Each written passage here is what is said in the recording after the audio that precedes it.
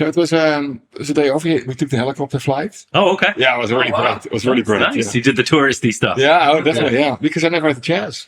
But this is great. Last year we had a couple of really beautiful, classic early 1900s theaters, like where Otis Redding used to play, or the Allman Brothers, all my early heroes. Oh, for sure. Yeah. And one or two where Elvis actually performed. You know, those early 1900s theaters that are, you can tell that a lot of equipment has been dragged over the edge of the stage and stuff. You know, there's certain places you can tell literally just from looking at the floor. Yeah. You're like, I know where I am. Hey guys, it's Ryan at AMS. We're here in Red Bank, New Jersey at the Count Basie Theater.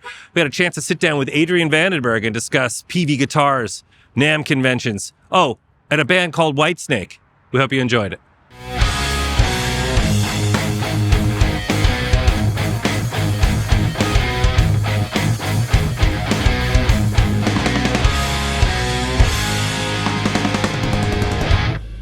Nice. You came prepared. Yeah. Yeah, because usually, you know, when you do like a really loud sound check, and then like this kind of boosts up the high end a little bit. So. You just flip this right here. Yeah. Too many years in front of Marshall stacks. Yeah, I'm thankful that my hearing is still pretty good, you know. I mean, that's more than a lot of people can say.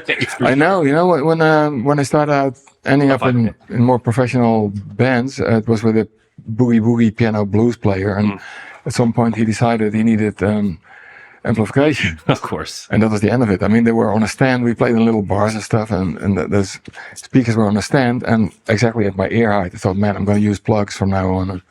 So that's actually saved my ass, because. And that was how many years ago? I was 18 or something, and okay. I was a student, and this was a way to make some money on the side, you know. Yeah, there's that element of danger of like wanting to be near volume and saying, hey, it's rock and roll. But there's a lot of people now that, I mean, they're paying the price. Yeah, kids also, you know. I have my ears checked like every 2 years or something, and the specialist says, man, I got kids over here that are 17, 18, 19, they have the hearing of an 85-year-old, because they go to those dancings, as you know, those dance places, they have PA systems that like in the 70s people would use for a stadium. Oh, yeah. And it's fucking loud. They had to run out of there. I was picking up my daughter. At some point they go, man, I'm not going to stay here. Yeah, no. So I told her, you know, I got some earplugs for her that kind of cut off dBs, but it keeps the high end also. It's like filters. That's the thing. I think to me, it's not even about the volume of something. It's the frequency and how the ear fatigue can really set in. And the quality of sound now is just so much better. Thank God. So last time we were here in Red Bank, in this room, we were interviewing one of your old bandmates, Steve Vai, was here, and he was practicing for the King Crimson tour. Yeah. In this room. And I've actually wanted to ask you that because I know, obviously, you've played with a ton of other guitar players throughout your career. Well, actually, not that many. Of course, everybody knows in Whitesnake it changes, the lineup changed more than most people change their underwear, you know. Unfortunately. Yeah. They do change it, fortunately. As far as we know. Yeah, let's see, Steve, and when we started out, Vivian Campbell and Warren and Martini, which I really like, and they're all great players, you know. It's, but Steve was quite a challenge because, I mean, he's a virtuoso. So it was an interesting challenge because it really put me on thinking about what is my style. Because I got carried away when I joined Whitesnake, the whole fast playing bit that was going on in the States. And I'd never really been into it because I was influenced by guys like Brian May and early Leslie West, the blues players, guys like melodic players like Schenker. And a lot of people don't even realize that Eddie Van Halen is actually a really melodic player because it kind of gets covered by, he was so flamboyant in his playing. But if you listen to a lot of those solos, they always have a little melody in it that he repeats live as well, and then he does all the flowery stuff in between. So for me, it's usually it's mainly like the right note on the right spot, and so touring with Steve, that really I thought, oh wait a minute, you know, I got carried away a little bit the last couple of years, so I'm going to focus on what I think I should be doing, and that was a really great way for us to work together because we've got such different styles. So yeah, I really enjoyed it. Great guy, sense of humor. We had a wonderful time. And that's the thing. I mean, you're right. I mean, there already is a Steve Vai in the band. You don't need to do that. And in your Adrian Vandenberg, you have your own style. You've established that style. And so the thought of having to, for lack of a better word, compete with that, it didn't have to be that way. I mean, what you brought to the band, David already heard what he wanted from you, and you were there for a reason. Yeah, that's exactly how I look at it. It was not necessarily when I joined Whitesnake being in the band, but suddenly get thrown into this Hollywood thing coming out of Holland, where everybody going wee, what's going on over here? I wasn't really aware of that, So in Holland, because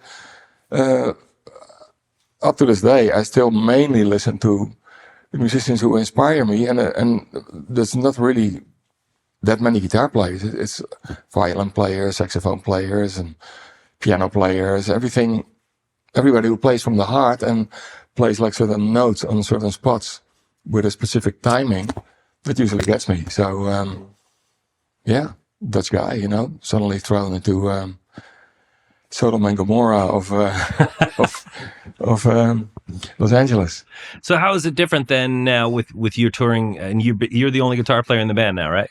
Yeah, that's what I've always loved, because I like it when there's air in between. You have a lot of bands that have at least 2 guitar players and then a keyboard player, and to me it becomes like a blanket that kind of covers up the little air pockets, and I love those, because the bands that I've always got a kick out of, even when I was about 14 or 15, when I heard the band Free for the first time with Paul Rodgers, that band was full of air pockets. So whenever a snare drum got hit, or kick drum, or a chord or something, it came out of air instead of kind of wrestling its way on top of a blanket of sound. So for me, it's always been the kick, and I love playing.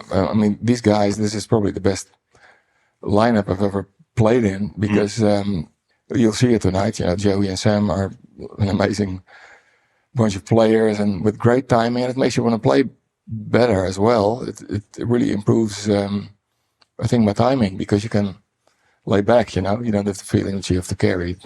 Yeah, and I think too, as far as a guitar player goes, when you have a rhythm guitar player, a lead guitar player, and you're right, sometimes you think the best thing right there would just be some space. Yeah. And especially guitar players, we want to go ahead and fill that space up. Yeah, exactly. Yeah. So having that restraint. Yeah. That's what I love. And also, the sounds of pretty much 9 out of 10 guitar players are very similar. It would be different when you would have one guy that plays like a more distorted guitar and the other one plays like an almost clean one. Like for instance, a lot of people don't realize that in AC/DC, those guitars are not very distorted, but it smacks you in the face because they are not so distorted. It had a lot of punch instead of getting compressed because of a lot of gain and stuff. So that's for sure, and you learn that again as you get older too, because we love the idea. You love the idea of being in a room and playing with lots of gain. It's fun and it's easy. But this as well as anybody. You get in a room with other musicians and you go, where did my tone go? Exactly. What happened? Yeah, it doesn't cut through anymore. If it's too much gain and too much compression going on. I think of your tone, like we could talk about the Here I Go Again solo as a perfect example of it. It almost sounds like a cello. It's rich, but it's not heavily overdriven. You could hear every note, and there was something. It was just such an identifiable. Would you say that was a really good indicative way of your playing, or do you feel that there's other stuff that you've done? You're like, man, I wish more people had gotten hip to that. Well, yeah, there's quite a lot of stuff where the solos in Here We Go Again and the early Vandenberg song Burning Heart are usually seen as my trademark solos. For me, second Vandenberg album had a song called This Is War, and that's probably one of my favorite solos that I thought, oh, this is pretty cool, but I didn't realize at the time. I only realized it years later that it was actually pretty cool, and stands for what I do. But just like you mentioned, Here We Go Again has got all the little bits and pieces that I suppose are my style or trademark or whatever, And I'm very fortunate. I feel very fortunate that came out of a time when there was no digital stuff going on. When I started, playing guitar, I was about 13 or something, and I was too unfocused to figure out solos from other players, because you had a record, you go 2 or 3 times, you go, oh man, I don't have the patience for this. I just want to do stuff that comes up in me. And that's how my style came together. You could almost say that my style came together out of laziness or something. But it was more like a lack of focus. I didn't want to do that, I just want to make music. And I never thought it was going to be my job, because it wasn't, So I always thought I don't have to do any concessions. I just do what I love and play what I want to play. And it appears that a lot of people like it, which is a blessing, Oh, for sure. And I mean, to think of the number of songs, the number of hits that you've played on, and then also have co-written. I think you've just been one of these people that's kind of quietly just plowed through and not been into it for the glory. But I mean, you've had a hand in writing some really, just looking at the set list of the songs you're going to be doing, I mean, those are some pretty huge hits. Does it ever is it a pinch me thing? Or you're like, wow, or you're just like, No, yeah, but the thing is, just like what I talked about with looking back at solos, for me, ever since I was a kid, I kind of put together songs. My dad was a very accomplished piano player and a trombone player, and my sister is a classical piano player, so there was always music in the house. So I've got millions of melodies bouncing around in my head whenever there's no sound around me, because you know how it goes. When you're a kid, your hard drive is pretty empty in that respect. Because you haven't experienced as much as when you get older and stuff. So all those Mozart and Bach and Beethoven and jazz and all that stuff bounces around in my head, because that's all I heard all day. And as soon as I had a chance, and they weren't playing, I put on some Jimi Hendrix or early Clapton or Paul Kossoff or all the stuff that I loved.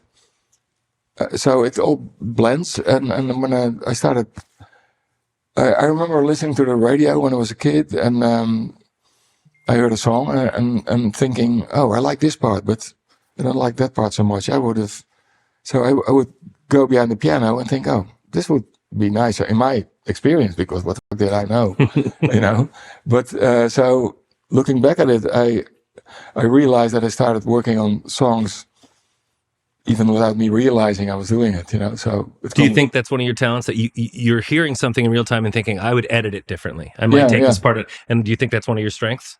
I think so.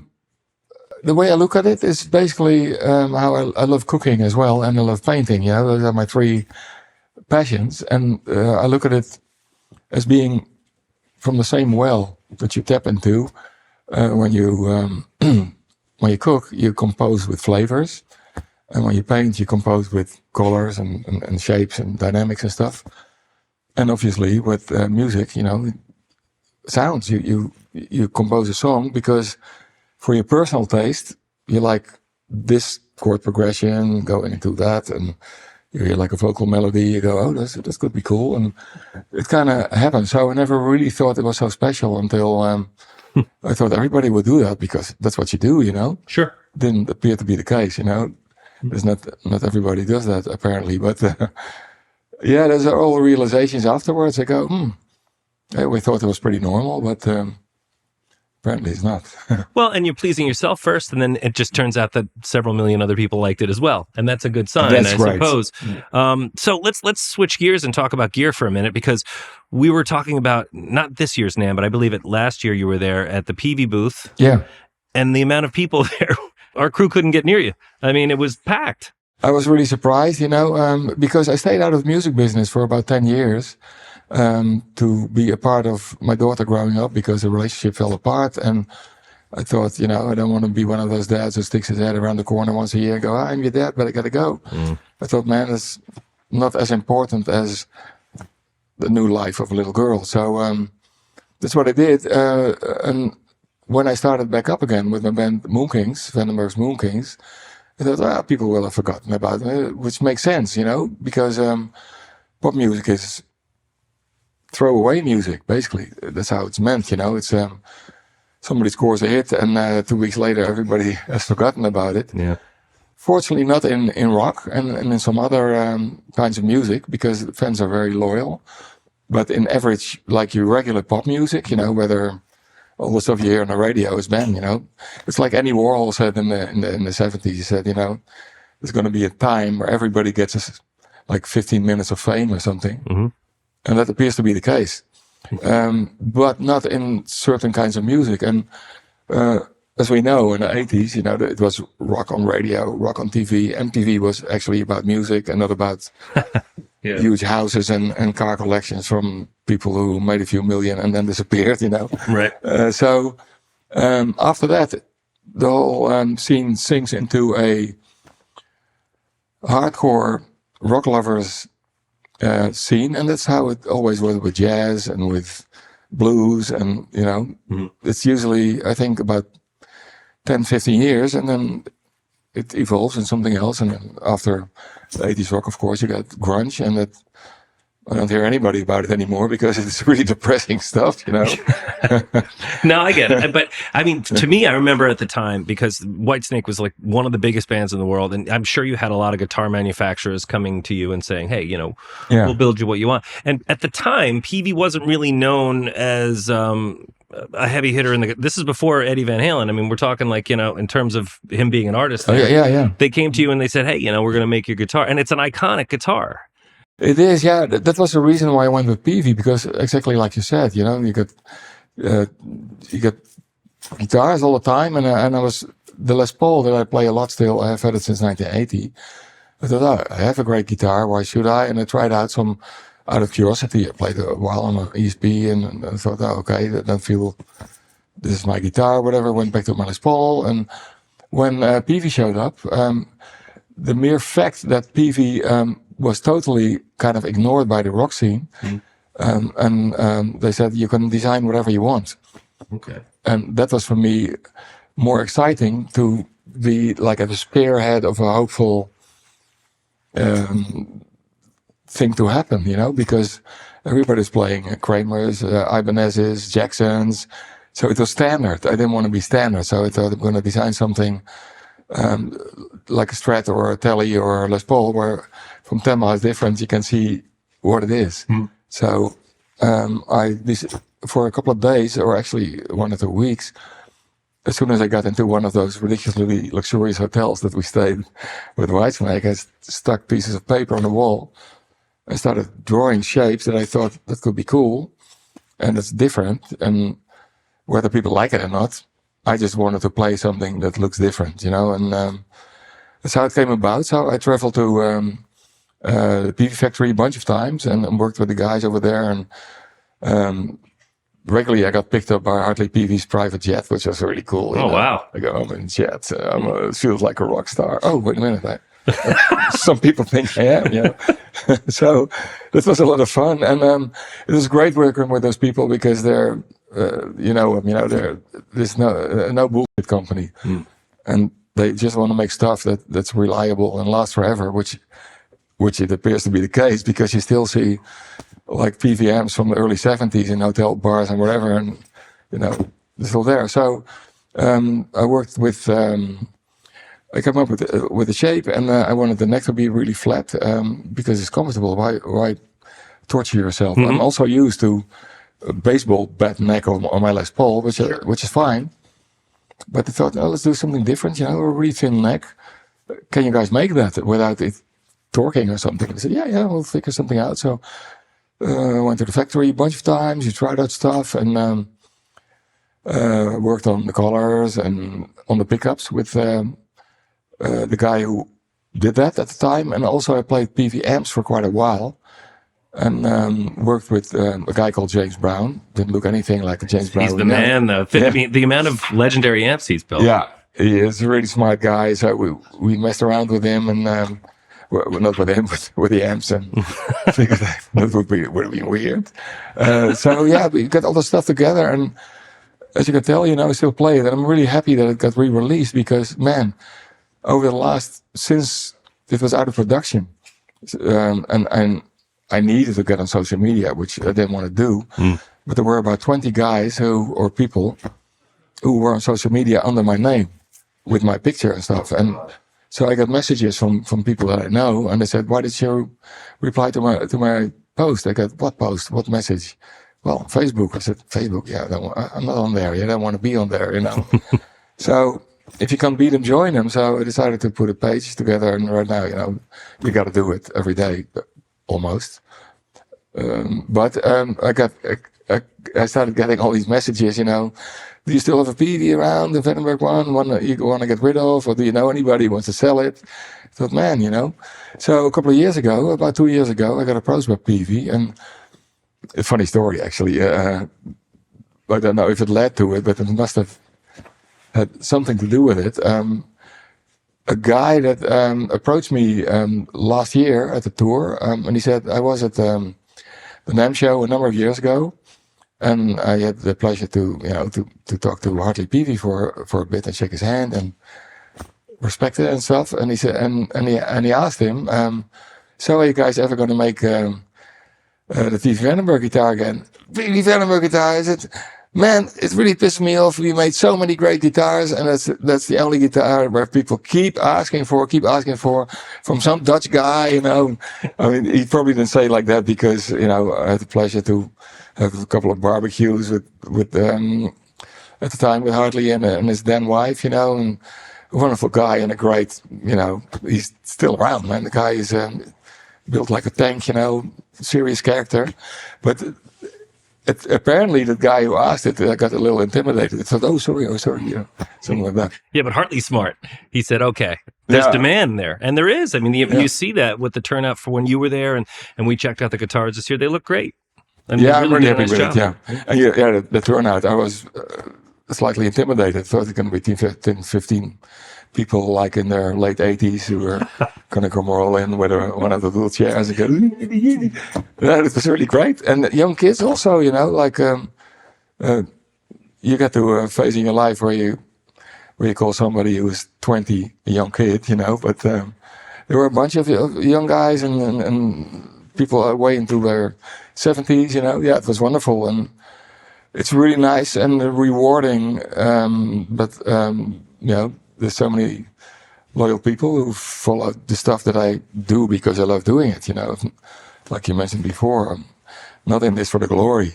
I was an art teacher at the high school for 1 or 2 years, and this went out of hand. I thought it's going to be over next year, but here I am, still doing it. I haven't learned anything. And we've got people coming to the door right now saying, we need Adrian back. And I feel like we've kept you too long. I mean, I feel like there's 50 stories we could ask you about. And unfortunately. Yeah, well, let's do it again. You know, I would love that. Usually my mom used to say, you know, you only have to switch Adrian on. And he keeps going, and you switch him off at some time, and then it's over. No, I appreciate it. My family is very talkative, so. No, that's great. Trust me, to talk to somebody, sometimes you have to pull things out of them. You go, and the stories are great. I mean, you know, you're still doing it.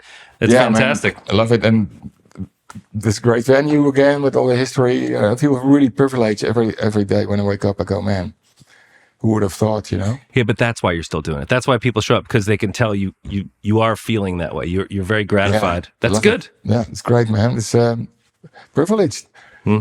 Living off your passion. Holy shit. You know, I was never thought. Well, keep it up. I still make pizzas, but I do. I love it. Thank you so much. I appreciate it. My pleasure, man. Take care, Adrian. For more content like this, be sure to like and subscribe. And if you want to check out all the Peavey gear we talked about and everything that they make, be sure to check us out at americamusical.com. Thank you so much. Yeah, sorry, I didn't want Ralph to kill us. Oh, don't worry about it. He's a big man, you know. All right, here's the thingy. I hope you. That's really great. Thanks again, man. Thanks very much. Take care.